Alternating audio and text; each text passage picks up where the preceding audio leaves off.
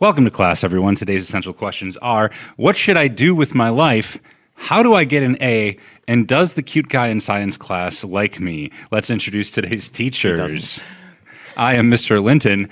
I once said divisive instead of divisive. Oh, you can't do that.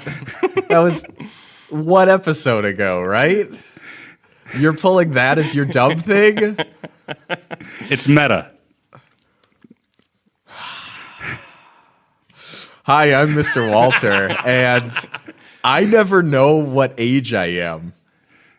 How old are you? What year is it?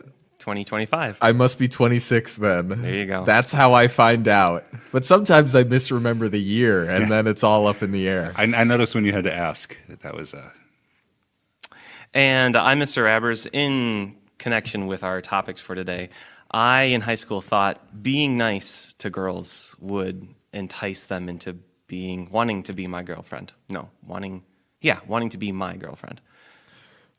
Just being nice to them. No other work put in, just nice enough. Despite all of that, we are still the smartest guys in the classroom. Wes, welcome to today's show. Class. Whatever we're calling it.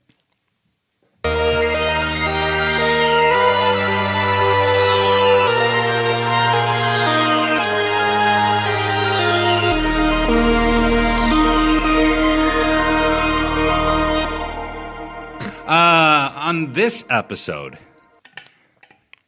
we just decided to share the most amazing pieces of advice that you will ever hear in your lifetime from us. I didn't know it had to be the most amazing. What we thought would be the most helpful. That's my take on it. Look, I just assumed Mr. Walter would take it in an entirely different direction. That was built Well, yeah, into I'm lazy, so. But I thought if I set it up and just said how amazing it was going to be, it would make his advice that much more entertaining. Wonderful. I can't wait to share. Before we get into it, I did want to. Something came to mind. It's one thing, then another thing. Have you ever heard of John Eldridge and Wild at Heart, the book? No. Any of the books Please here? tell me more. He has this model for the stages of the male development. The stages are boy, ranger, warrior, lover, king, and sage. I think we're all playing the sage today, even though that's supposed to be very much later in life. However, I think being a teacher adds years of experience multiplied by how many interpersonal relationships you have with all the students that you have, compounded over years. So you gain experience with at least that aspect of life quite a bit faster being a teacher than a normal person. And as we've seen from the prequels to the Harry Potter with Dumbledore, that teaching really ages you quickly. Yeah. Look, we just professionally watch kids do dumb stuff all the time. So that really kind of helps coalesce what is smart. I think his levels are wrong. I think there is prepubescent and pubescent. And men exit puberty 6 months after death. So I think that's about where we are. This is really making me think that we probably should have had a female guest on for this show. Oh, we totally should have. That would have been a good idea. But again, we are pubescent men. No girls allowed on this here show. Sorry, Krieger. The truth is that we just didn't plan far enough ahead to book a guest for this. That's really all it is. Don't tell them. Look, I'm going to tell them how the They don't sausage is need made. to know. That's how we build trust, is transparency. I've Brutal nothing but a honesty. truther up in here. Okay. So anyway, we decided to break this advice down to our young students, younger selves, older people who are still young at heart, all of those things down into 4 categories: succeeding in school, succeeding in love, succeeding in life, and succeeding for eternity. And so we're each going to provide a brief little piece of nugget of wisdom on each of those, and we'll discuss. I love how you put succeeding in love on the list. Just as a single guy here who is clearly failing. Look, again, I You thought expect me to put forth some you are being wisdom. much too narrow in your definition of success. Well, we can unpack that later. Where do you want to start? I still thought that you would provide a valuable perspective on the topic. So let's start with the one that is most proximate, because we're literally sitting in the classroom right now. Succeeding in school. Mr. Roberts, would you like to start? Sure. I have a couple different things. I think I'll start with this one. And I tell this to all my students, so this is going to probably sound preachy and repetitive, but I tell them to expect to not understand something within the class that I'm teaching. So even if you have a student who's flown through school very easily throughout their whole career, there might be something at this high school level where they run into something and they don't know how to do it. It could be just something simple or like just a small little question, but they should expect to not be able to do everything perfectly. And really, I guess that should be a goal as a teacher, is to make it challenging, the class challenging enough so that everyone has to be able to learn something new. And so when that comes about, they need to have a plan of asking for help. That's my first piece of advice, is knowing how to ask for help, what that plan specifically looks like. Yeah, I love that, because I'm a firm believer that people should do hard things. And if you never encounter anything difficult in your life, or in the early stages, it's not preparing you for the later stages of adulting, where you might have to, do hard things. Yeah, and that's what school is. Even if we're just teaching you English or history or whatever, long-term goal, we're trying to teach you how to be human beings. And that involves more than just the content. It's dealing with not knowing things and being able to ask for help when you need it, and knowing how to build a support group for yourself if you need that. Mm-hmm. And we have the advantage here, providing it in a structured environment where somebody is there to help you through the hard thing, so that the next hard thing's easier. Yeah. Wonderful advice. Yeah, so far we're off to a good start, I think. Now I'm going to start talking in a really soothing voice. Mr. Walter, do you have any advice? Was that your advice too? No, I have a different. Oh, we're just I'm skipping saving it. mine for last, because it'll be the best. My advice is more geared towards, students. There are students who do well, and there's students who don't do well, and then there's students who don't care. And I don't know which group specifically this is for, but I just wanted to give the advice of just get through it. Especially high school, right? Because nobody learns anything until they are out of school, right? Like, I learned a lot of information in high school. You don't really learn or start really learning effectively until you specifically want to know the things that you're learning about. And sometimes that's on the job site, and sometimes that's in college. You're really trying to do something. But usually it's after you get out of college, you start looking into things of like, hey, this actually interests me. And then you actually start learning on a deeper level. So just get through it and try to find those things that you're actually interested in high school. Yes, sir.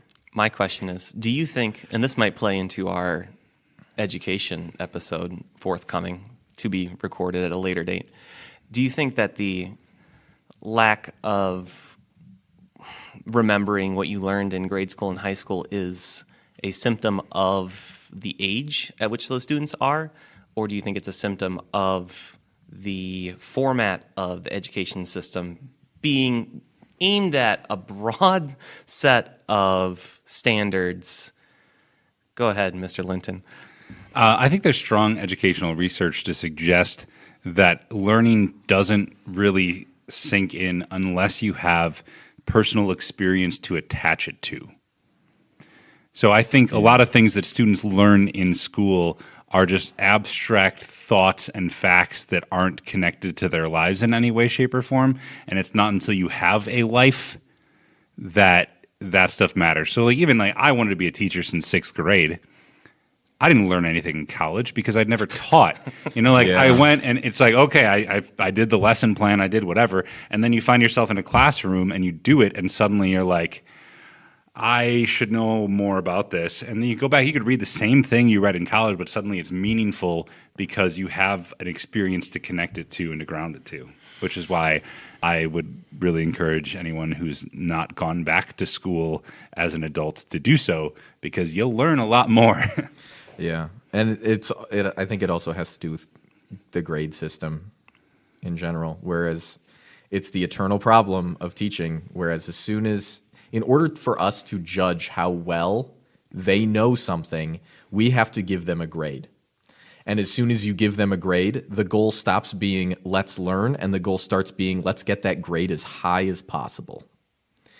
And getting a grade as high as possible and learning are two completely different objectives that you go about trying to get there in two completely different ways.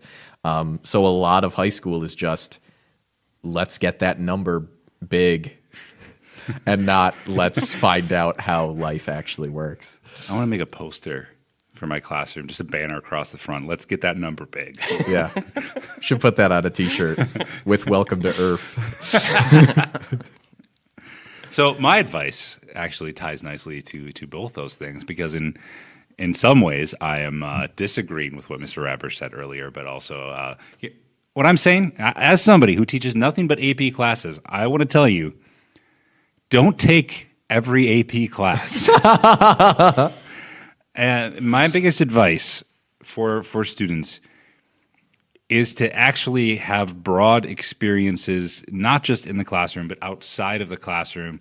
Get involved in co-curricular activities. Get involved in charitable organizations. Try out some jobs that work a few hours per week, but have broad experiences that help you figure out who you are. If you're spending all your time in an AP class just doing homework, you're not figuring out who you are. And I think school is about figuring out who you are. And I think a lot of times what happens is students do that. They think I have to challenge myself. I have to take every AP class so that I stand out. And then they get to college and they don't even know what they want to do. So figure out who you are and what you want to do. That is your assignment for high school, not get the most AP courses or work 40 hours a week so that you can save money on college but then not know what you want to do when you get to college. It seems counterintuitive. Yeah. That's good advice. I think I have at least one student who's talked to me about the possibility of them taking 6 AP classes their senior year. And I said, why? And also, why is AP Physics not on the list? Am I not good enough for you? No, Slighted. That's fair. I think that I saw an interview with Neil deGrasse Tyson where they asked him, can you drink bleach? And his response was, you can drink any liquid. You shouldn't. So can they take 6 AP classes? Yeah. Yeah, you can. You shouldn't. You can do anything once. Yeah. How do you segue off of that to the next topic, Mr. Linton? Dead air. You know what? Speaking of doing something once, let's shift to talking about succeeding in love. Oh, thank you. Why don't you start us out, Mr. Walter? Me? Oh, boy. I did that to you on purpose. Yes, I'm sure you It was did. not in my notes. It was spur of the moment based on your sassiness. So my advice for people is that the current dating landscape is a hellscape. And I don't know what other term to use there. It's awful. It's terrible. So if you have the option, find someone in college. Figure it out. Don't be me. Hashtag forever alone. Hashtag depresso espresso. I don't have much to say to console you, Mr. Walter. I have 2 siblings who are just a little bit younger than myself, and one dated someone in high school, and they were very close. And from what I remember, he was very close to buying a ring for her when she dumped him. And he has not had a girlfriend since then. And then a sister who has also tried dating as an adult after college, doing online dating, and it's not not a good experience from what I've heard, or maybe not a good experience, but just not. If the end result is a long-lasting romantic relationship, then it was not successful with that. Well, this is really the most depressing segment that we've ever had on this show. I did not expect that when I suggested this as a potential topic. My advice was going to be the opposite of both of the things that you just said, which is not to put so much pressure on it. But you both just created a very high pressure situation where they both, now everyone who listens is going to feel like, if I am not engaged by the time I'm 12, I am doomed forever. I mean, doomed forever, maybe not. But just know it only gets harder. Because you've lost your friend network. But that's network. life in general, I suppose. Because you've lost your friend network. Correct. And after you exit college, you lose your friend network. And I'm not going to speak for romantic stuff, but just interpersonal relationships, the amount of time you spend with friends drastically goes down after college.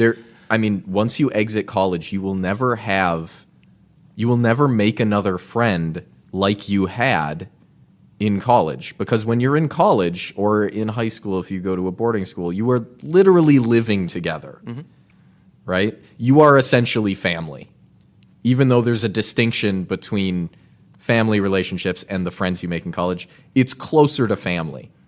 And once you exit college, you will never have that again. You can have friends with coworkers and stuff like that, but you are not living together. And we're speaking from the background of, we all went to Martin Luther College and entered into the teaching ministry, where we get sent out to sometimes considered a pretty broad ministry field. A lot of it centered in the Midwest, Michigan, Wisconsin, and Minnesota, but a lot of us end up going to Florida or California or Texas, pretty far-flung areas. And I'm actually looking at it now. I have several classmates that are within 30, 40 minutes of me, but I still don't see them on a regular basis because it takes time and effort to, especially not having a family too. Yeah, wouldn't that be nice? See, I'm going to go ahead and provide a counterpoint, because if you were to ask me what's the group of people that I still feel the most connected to, it's actually a group of people that I taught with in Illinois for 8 years. Because we had that shared interest. We were serving at this smaller school together, and then we would get together almost every weekend to watch a Packer game or have a bonfire or whatever it might be. Yeah. And we were in the trenches together to some degree, trying to make it work amongst our students and things like that. And so I'm maybe a little bit more optimistic about life after college. And also this whole thing about, I'm going to expand on my advice on, don't put so much pressure on it. I just look at students who they start a relationship in high school, and how quickly that relationship becomes all-consuming to their life. What's that insecure attachment? Is that the phrase? But it's that, especially in the day and age of social media and cell phones, this sense that if they message me, I must respond within 30 seconds or they're going to think that I don't like them anymore. And so that codependency, and then it again, if tying back to my advice that high school is about figuring out who you are, if your identity becomes so intertwined with another person so quickly, I don't think that's healthy. It doesn't let you experience with who you are, but then also who do you become if you don't have them? So I think there's too much pressure on high school relationships to be successful or long-term or anything else at the expense of so many other experiences that I think are formative for success as an adult. I agree with that. Despite what I've said, It is. I think most high school relationships are detrimental. Which is funny because in the moment I looked up to everyone who had a significant Yeah. other in high school and like they have it figured out. They've got the charisma, Right. they've got the personality, they've got whatever it The takes. Riz, as the cool kids say. Yeah, but even then, like, okay, I am not exactly the same generation as you, but when I was in high school, those relationships were often confined to a time slot. Yeah. You know, this is my relationship time of the day. And then, but once that's over, I go home, I go to whatever it is, and that is put aside until that next time tomorrow when I can pick it up and I can invest in it. And then Because there isn't texting. There isn't, you Yeah. could write them poetry, but that's and I'm not to say that my mind necessarily wasn't with them at times, but right. Yeah. It's not like you can talk constantly like they do now, but talking is used very talking is used very loosely Yeah. in that definition because high schoolers who are dating are talking constantly and saying nothing. And I don't think it's beneficial in any way, shape, or form. It's almost like dating two separate people. You have the person on your phone, and you have the person when you are physically there with them. Yeah, that goes into something where you try to be the person who you think the other person wants you to be, and you can only maintain that for so long, and then it's where you lose the ability to maintain that facade, and the cracks start to show, and Right. that's kind of where It's also just the nature of text, being able to think about what you're going to say better, and make better decisions in your writing as and then opposed to then it's a record of what is being said, a transcript. yes, yeah, I've sometimes described it as the purpose of high school relationships is to figure out what you need in another person, right. not what you want in another person. I think that's probably the best thing we could distill from this here conversation. Can I give two? I don't think I've given any advice yet. I've talked a little bit. I've got two pieces of advice. Can I go now? Yeah. Okay, they're pretty short. The one piece of advice, and it kind of dovetail into life advice too, is that comparison is the thief of joy. If you are validating yourself by if you do or if you don't have a significant other, that will rob you of a lot of joy in trying out different things, as Mr. Linton has suggested. And then seeking out love. I'm gonna make this claim. Seeking out love is a risk. Like, you have to be willing to put yourself out there. You, as I alluded to in my mistake, you can't just expect it to fall into your lap by doing X, Y, and Z. You can't follow a formula. You have to take a risk with a person that you're interested in. You gotta be bold. Yeah, and I think that also dovetails nicely into that concept of it's okay to fail or do hard Yeah. things. Because that was for me. I was just so scared of failure or rejection, or that I was kind of working on a friendship with a girl, but also I had a romantic interest in her as well. I didn't want to ruin the friendship by trying to see if she'd want to go out on a date or something like that, which was a mistake. Which was a mistaken thought. I think you can still remain friends even if you've asked someone out and they said no. I would hope you could still be friends after that. Yeah. Otherwise, the friendship isn't built on much. Yeah, valid. How about life? Okay, we're zooming out. Success for life. I've gone last. No, I went second. It's my turn to go first. Okay. My advice for success in life is simply to be present. I think in our society today, we spend an awful lot of time mentally elsewhere. We are thinking about the things we wish we could be doing. We think about the things we wish we had done differently, or sometimes just spending time detaching from the present altogether through electronics. And we forget about the people who are with us now, the tasks that we can do now and don't do them. So if you want to be successful, be present with the people who are with you and the tasks before you, do them faithfully. And I think in the long run that will bear a lot of fruit. There was a quote on X, formerly Twitter, where someone said that he noticed this common trait with people who are miserable, that miserable people talk a lot and complain a lot, but do very little.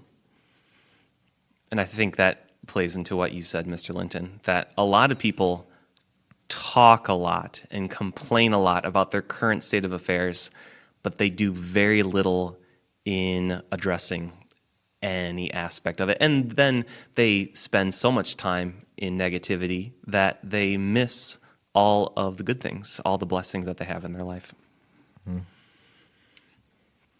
Can I go next? You really don't By have to all ask means. permission. I don't even know who he's asking. But yes, go ahead. All right. This one is a little bit bigger of a one. And I think I found it while reading some Timothy Keller, I forget what denomination he was, but he's like a big Christian author. He passed away a couple of years ago, pastor of a big congregation out in New York City. And in one underlying thing in a lot of his books is to always check yourself with where you're trying to find validation, where are you trying to find worth in yourself. I think this also plays into what you were saying, Mr. Linton, that if you're seeking validation, if you're seeking worth in yourself with your job title, your salary, who your significant other is, the amount of friends that you have, the amount of followers that you have, The number of people who listen to your podcast. number of people who listen to your podcast, then all of those external validations will ultimately fail you. And the advice that the world gives you is that you have to seek validation from within yourself. But ultimately that will fail you as well, because there's no ultimate truth inside you. The truth that validates you is that you are a redeemed child of God, that you are worthy because God loves you. And we constantly hear a message similar to that in our Christian day schools at the school that we're at. But to read it in such an explicit way was kind of transformative for me, because I would always, in the back of my mind, compare myself to, oh, this teacher does this, so they're better than me. Or this teacher teaches at a high school, or like when I was teaching grade school, I was constantly thinking, oh, if I were to teach at high school, I would be a better class of teacher. And then you get to the high school and then you get to the- look at the people sitting across the table from you during your podcast and realize there's just a bunch of schmucks up in here. Yeah. Absolute waziks. And there are people who are constantly chasing that next thing, thinking, duping themselves. Don't dope. Thinking that next thing is going to validate them, when they just you hopefully you quickly figure out that it's just a never-ending chase. If that is what gives you worth. From the secular side of that coin, there's an excellent commencement address by David Foster Wallace called "This Is Water." If you haven't listened to it, and it deals with a lot of the same things as he's talking to these people who are graduating, and he realizes they have no idea what day in and day out really means, and what you value is going to, in his words, what you worship. Everyone worships something, and the only benefit, as he sees it, to something like a religion is because anything else that you can worship will eat you alive. If you worship beauty, you'll always be ugly, and you will die 1,000 deaths before they plant you. So yeah, finding a good center point for your life. For us, God, you need something outside of yourself that you can stabilize to. Yep. Because you yourself are imperfect. The world is imperfect. There's nothing solid of this world that you can stabilize yourself to, that you can tie yourself to, and it be fulfilling in every way that you need as a human being. Right. You're not going to ask for permission to go? May I? Mine, a bit less on a philosophical note, I guess, is just for all you kids out there. I hear a lot of kids talking about what they want to do when they grow up, and it comes down to, what do you want to be when you grow up? Rich. I hate to break it to you kids, but there's more to life than money.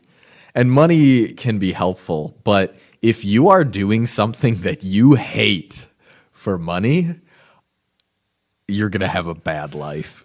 You got to find something that you are good at and that you like. And if that happens to make you money, great. Otherwise, just invest well or something. Because money is not the bottom line here. I like to ask, I've said that to the students as well, and I like to ask them, how many hours a week do you think you're going to work as an adult? And they're like, 40. And then I go, ha! Nobody works 40 hours a week. What do you mean? Yeah. Everybody works more than 50, 60. It's more than that. If you're spending that time working so that you can be happy the parts you're not working, that's misery. It reminds me of when I worked at a factory, and there were these guys who literally kept beer on ice in their trunk. And when they got off their shift on Friday, they popped a beer in the parking lot. And I saw that, and I'm like, no. If that's how I feel about my week, I can't wait. Like I as soon as I get to the parking lot, I'm going to celebrate that I'm doing that. That's not a life. Yeah. Yeah, my brother, one of my brothers works in technology, and I don't know how he does it, because he's working like 60 hours a week minimum. He's constantly on call. He constantly has to study and take tests so that he can pass higher bars, so that he can get more responsibility, so that he can work more, so that he can make more. And that's just how climbing the tech ladder is. When you work on like installs or IT or anything, it's just a constant grind. And I think he's hoping to eventually reach a rung where he can pivot to somewhere that he doesn't have to do that anymore. But blessings, man. I don't know how long I could hold out doing that. To build off of that, Mr. Walter, Gen Z, if I'm remembering correctly, in this recent survey, My gen? recently said that to achieve financial security, you need to be making, I think it was like $500,000 a year. That's what their generation said. My generation, millennials, was like around $100,000 a year. A little bit more, I would say, realistic. But to temper your expectations with what your first jobs, what you'll actually be making, you will, with the exception of a few, I'm sure, you're not going to be having the lifestyle that you had with your parents right out of college or right out of high school if you join the workforce. Yeah, and I think it's getting harder for younger generations in a lot of ways to achieve the same level that their parents did, unless their parents significantly help them at the outset. Now, what I will say on a more optimistic note, I do think that when I talk to students now, there is a sense that this generation does feel the need to do something of value. They need to feel like that what they do matters, and there is a little bit more of that than just the money piece. I think that is a slippery slope in and of itself too, because once you get into the workforce, 90% of those kids are not going to have a job that feels like it matters at all. And how do you deal with life when your main objective is to do something that matters, and then you're working a desk job 9 to 5? And maybe that ties back to that concept of centering some outside of yourself. Yes. If your identity is your work, Yep. then that creates other dangers. Yeah. There's What you're saying is yeah. there's more to the world than money, than profit, and what was the other? What was the other thing? Profit and self-worth. I guess worth and worth. That's not. I don't remember what I said. Teachers don't remember what they say. You're saying there's more to life and the world than just worth, right?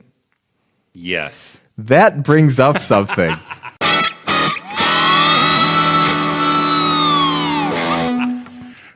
That I would like to discuss with you, because you're right, there is more to the world. Buckle up, everyone. The thing that I hate the most in He's staring directly into textbook, my eyes. And I think it's me. I think it's me. it is not you. So there's a lot of things in science that we don't know, but we still teach. And one of the things about the way the world works or worked in the past that we still teach that annoys me to no end is the concept of Pangea. The stupidest concept that anyone has ever come up with. Someone looked at South America and the Gestalt part of their brain went, ooh, that looks like it could fit into Africa. And they published it. And everyone started believing it. And it doesn't make any sense when you think about it for more than 2 seconds. Because the way, for those of you that don't know, the way that continents work is they are on tectonic plates here on Earth. Not every planet has tectonic plates. That's a conversation for another time. But at some part, you have, is it a rift where magma comes out of? Yeah, Rift Okay, Valley. a rift valley where magma comes out that pushes the land apart, and then somewhere else you have subduction zones where one plate goes under another tectonic plate, and that tends to bunch up the second plate and creates things like mountains, right? So if all of our current continents started on one big continent and they spread out from the center, what happened on the other side of the planet where you're supposed to have a bunch of subduction zones? Why is there nothing there? Why is everything accounted for on one giant continent? It's impossible. If everything is spreading out from a center point, you need something or multiple somethings happening on the other side of the planet, bunching up and creating more continents. It doesn't work. See, Now, could some continents have been combined? Sure. But throwing all of them together makes no sense. Or maybe I am just very uneducated. I feel like I've seen animations where they try to show how Pangea did spread, and we're kind of mixing histories of the earth. We will have a Christian interpretation where we believe the history of the Bible is true. We also acknowledge there is evidence on the earth. Like, one thing I've heard is that the rock on is it like the coast of Maine or up in Canada is very similar to the rock in the British Isles. And we often say, well, maybe there was a Pangea, but it could have been broken apart by the flood. I mean, we kind of use the flood to explain a lot of geological things. That's a rant for another time. Using that's the flood to just explain away any geological phenomenon that we don't like. We're going to say we don't have all the answers. And I'm saying Pangea is a bad answer. From the scientific, like the secular scientific point of view, or just the Christian point of view. Yes. So we don't usually do this on this podcast. I'm going to break your rant into different categories for grading purposes. Okay? kind of like teachers who give a responsibility grade and a grade on the paper itself. Okay, entertainment factor, A. Lovely energy. Yeah, loved it. Knowledge of the own thing that you're ranting about, since you had to ask Derek what the answer was twice, D. Overall grade, B. I'll give the overall grade a C. C just for the lack of preparedness with the information. But again, yeah, high marks for energy and entertainment value.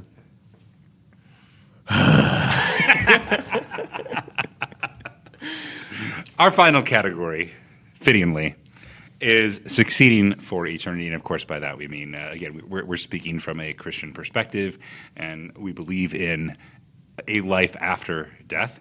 And so how do we get ready for that? Yes. You there in the back. I haven't picked Me up on there your in the name back, yeah.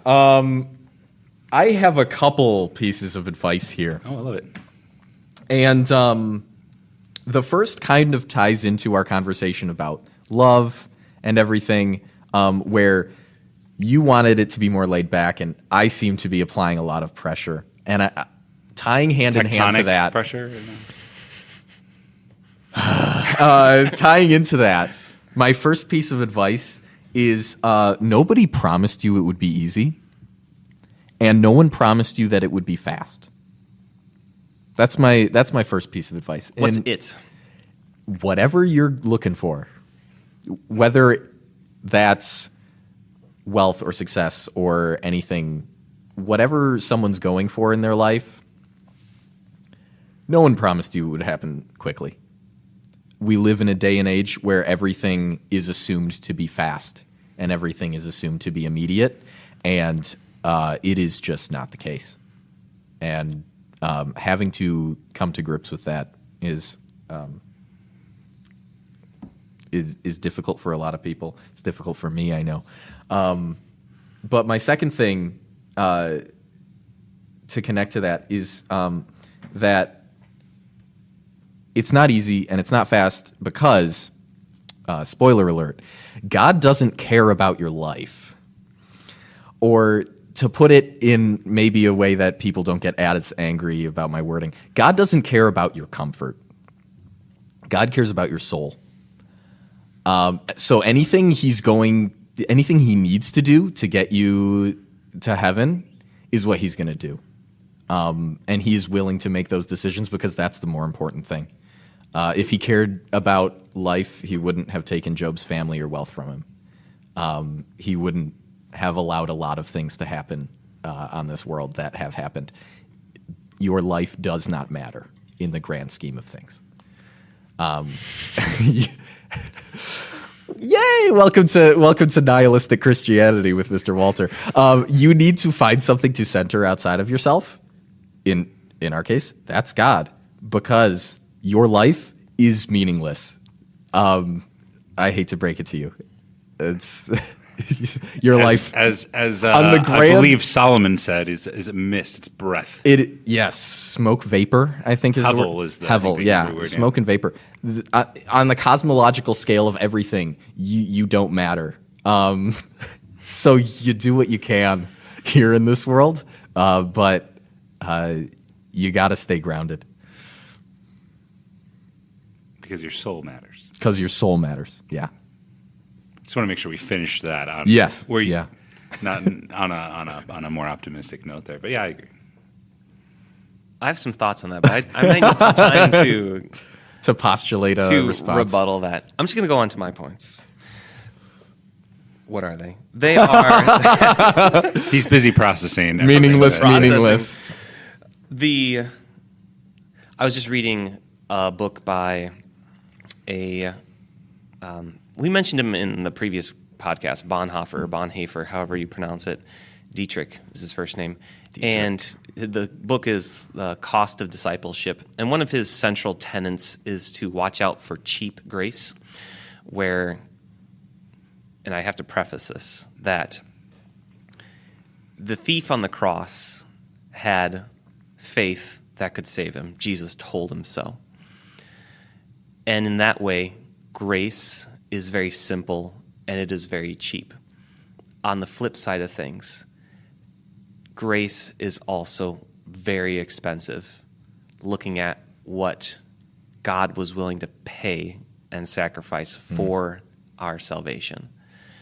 That might be a little bit of a rebuttal to Mr. Walter, that the individual does matter because of what God was willing to do for the least of us, for the individual of the Christian. But anyway, I think for the record, I think you're both saying the same thing. You're just emphasizing a different piece of it. true, yeah. Because I think Mr. Walter would agree with what you just said. I agree with what you just said. My distinction is that your life itself, like your soul matters. Mm-hmm. Your life does not. Yeah. So if he's saying God would take your life in a car accident today, if it meant saving your soul, Now that I get. that's what he's saying. That Yes. sounds a lot better the way you say it.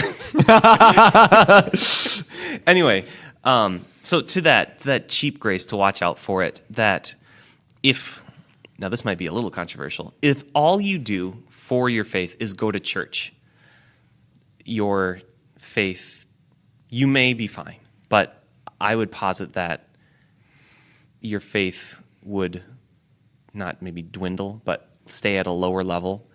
And I remember my grade school teacher saying that you can kind of look at faith as like potency of medication. You can take the really low potent stuff and it might keep you alive. Or you could take the really potent stuff and it's near guarantee to keep you alive. And the same could be said, I think, for faith and your faith life. If you do the bare minimum, do you still have saving faith? Yes, I'm not going to say that you won't. But for your faith life to thrive, you kind of have to struggle with your faith. I was just talking to the esteemed Reverend Margraf about this with Bonhoeffer, and some questions that I had, and he said, yeah, it's okay that you have questions about the Bible still at 35 or 45 or 70 years of age. You're never going to have it all figured out. You're kind of meant to continually struggle with the teachings of the Bible, even though on one side of the coin, they are very simple. But the ins and outs, the day-to-day application of them is very tricky and can look very different for very different people.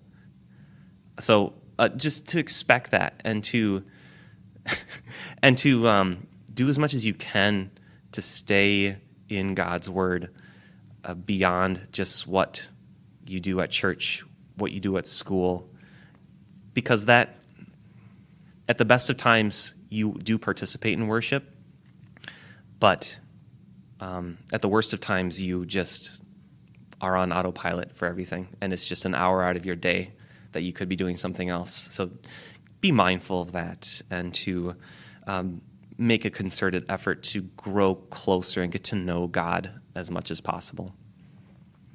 I like that. My advice, I think, actually ties to every single one up to this point. Maybe it'd be a better closing thought, but I have something else for that.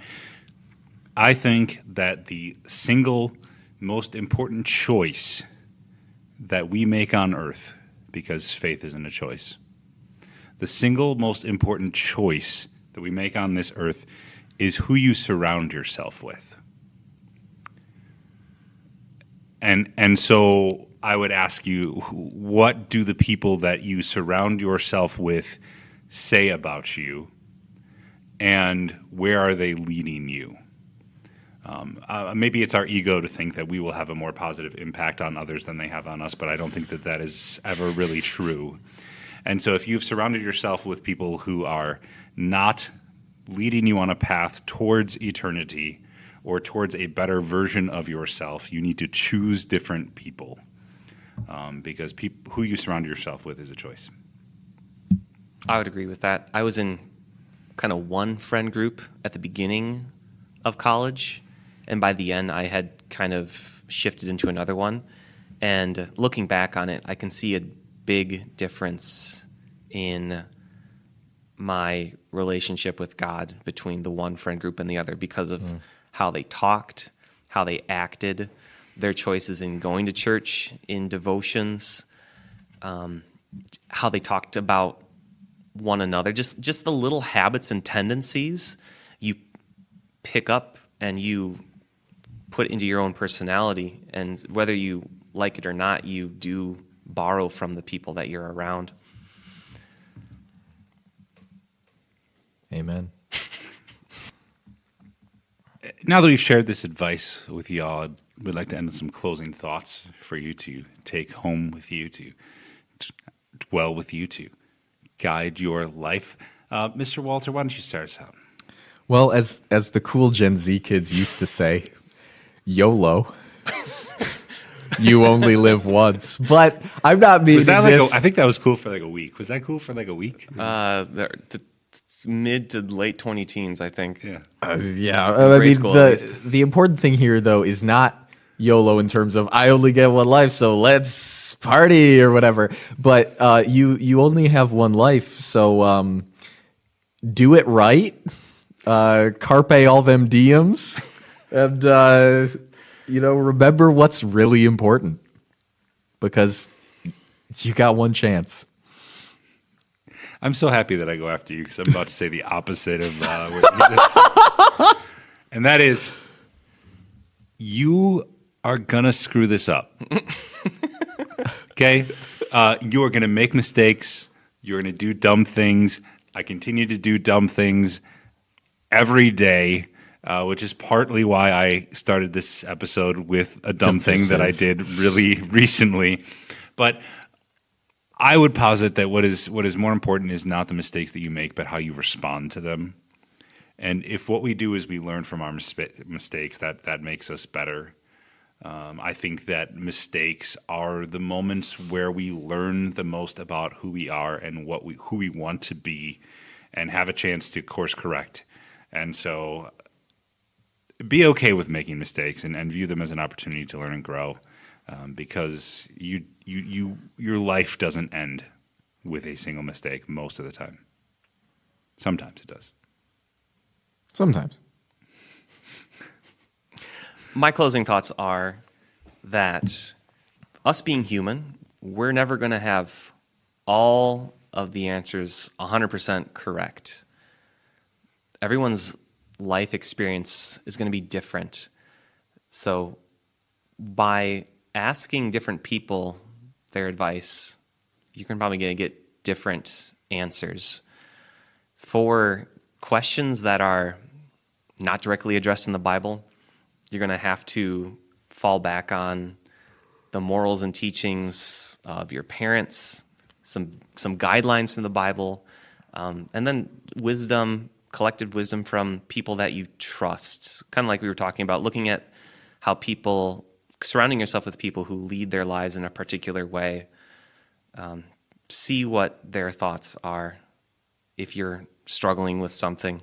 And that kind of leads into the homework for today in two parts. If you are a student, take one piece of advice and write it down and put it in a place that you're going to often see, and think out how you're going to actualize that piece of advice. Make it into a goal.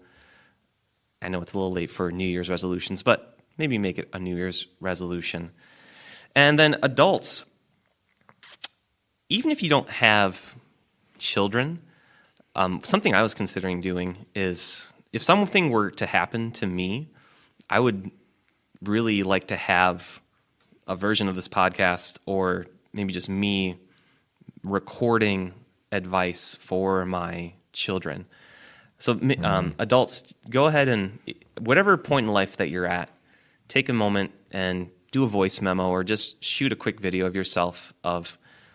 You probably want to prepare ahead of time, write some things down first, but what lessons have you found important up to this point in your life to be prepared to share with your children or nieces and nephews or the next generation?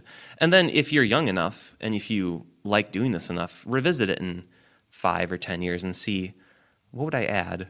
What would I change? How stupid was I? That's all I've got. Thanks for joining us. Class dismissed.